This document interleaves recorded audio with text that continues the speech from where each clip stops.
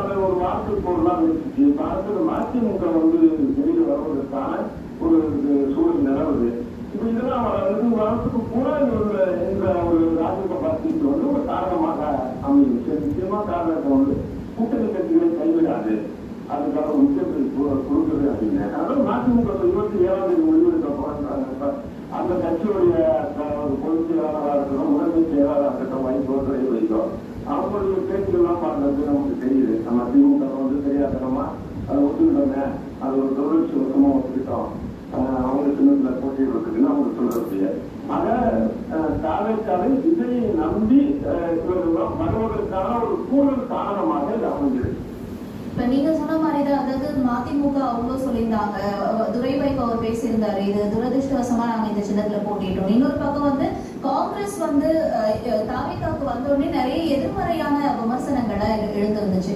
ஆனா இப்ப ராஜ்யசபா சீட் அப்படின்னு கொடுக்கப்பட்டிருக்கேன்னா அமைச்சரவையில வாங்கிட்டாங்க அப்படின்னு நிறைய பேச்செல்லாம் போயிருந்தப்ப இப்ப ராஜ்யசபா சீட்டு கொடுக்கப்பட்டிருக்கல, இப்ப இதுக்கான எதிர்வினைகளா இருக்கும் இல்லையா?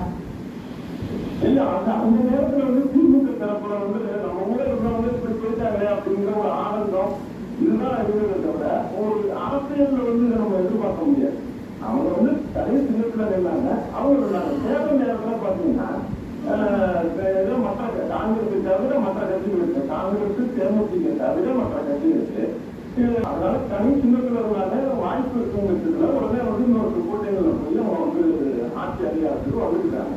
இது சில விமர்சனங்கள் திமுக தரப்புல இருந்தா தவிர மற்றபடி பொதுமக்கள் தரப்புல இருந்து இருக்கான விஷயங்கள் அப்படிங்கிறதுலாம் ஒன்றும் கிடையாது.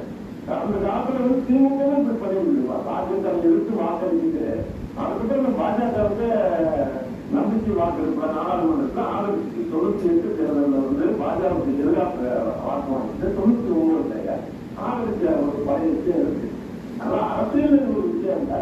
நிச்சயமா இப்ப அதே மாதிரி பாத்தீங்கன்னா மதிமுகவே இருக்குங்க.